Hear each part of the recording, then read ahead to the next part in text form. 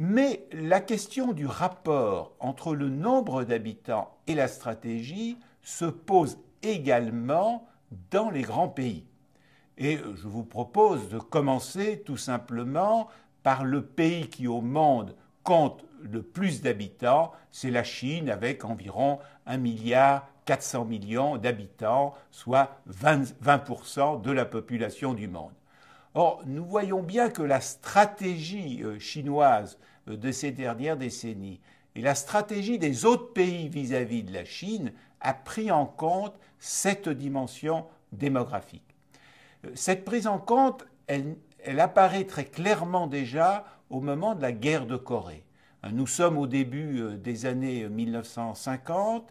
Nous avons donc cette lutte entre le communisme qui veut s'emparer de la totalité de la péninsule coréenne et les pays non communistes qui souhaitent que la Corée ne devienne pas entièrement communiste. Dans ce contexte-là, une guerre est ouverte entre, d'un côté, une coalition dirigée par les États-Unis et de l'autre, une Corée du Nord qui n'est pas encore la Corée du Nord actuelle, mais qui est soutenue par l'URSS essentiellement.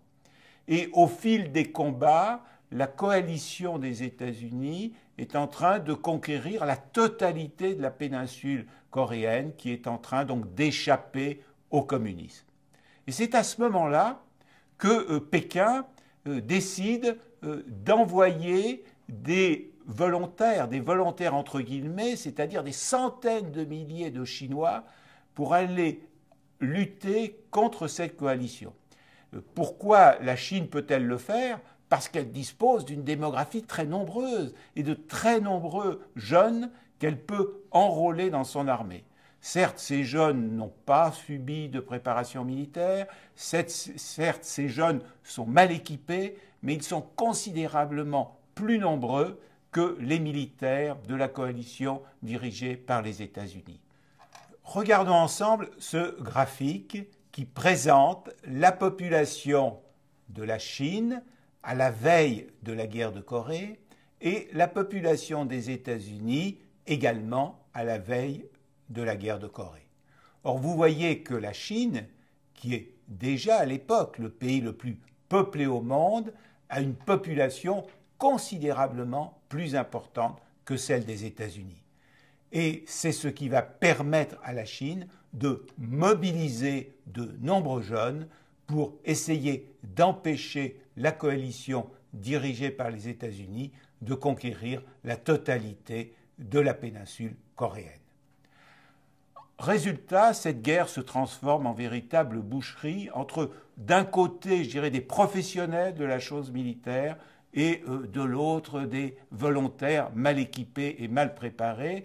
Et ce contexte oblige les États-Unis à imaginer un accord de paix compte tenu de cette inégalité foncière du rapport de force démographique. Et c'est ce qui va conduire à la coupure de la Corée en deux, Corée du Nord communiste et Corée du Sud fidèle à l'économie de marché. Et les États-Unis vont même accepter que la ligne de séparation entre les deux Corées soit mise à une phase méridionale par rapport à la totalité du territoire que domine la coalition. Dans ce contexte démographique de la guerre de Corée, non seulement un cessez-le-feu va intervenir, mais la coalition dirigée par les États-Unis va accepter de retirer ses troupes à une ligne de cessez-le-feu qui est nettement au sud de l'ensemble des territoires que cette coalition contrôlait dans la partie aujourd'hui au nord de la Corée. La puissance démographique de la Chine, nous allons la retrouver à nouveau quelques années plus tard, précisément en 1971. Pendant des années, les États-Unis ne voulaient pas entendre parler de l'entrée de la Chine à l'Organisation des Nations Unies et la Chine était représentée par l'île de Taïwan dans cette Organisation des Nations Unies. Mais peut-on considérer que l'on représente la totalité des pays du monde alors que l'on n'a pas en son sein 20% de la population du monde. Et donc finalement, les États-Unis ont été obligés de changer de stratégie vis-à-vis de la Chine et d'accepter des négociations qui vont conduire à l'entrée de la Chine à l'Organisation des Nations Unies et bien sûr au fait de donner à la Chine un siège de membre permanent du Conseil de sécurité.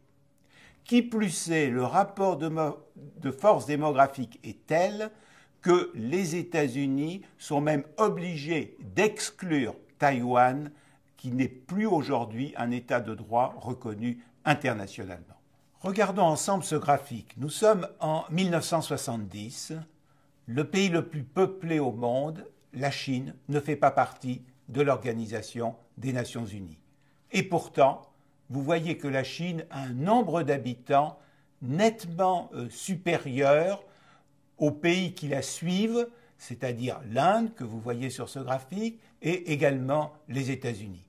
Comment l'Organisation des Nations Unies, qui se veut représentative de tous les habitants de la planète, peut-elle continuer à exister sans avoir en son sein le régime politique qui représente 20% de la population du monde, et c'est bien entendu ce qui va nous conduire à l'entrée de la Chine aux Nations Unies.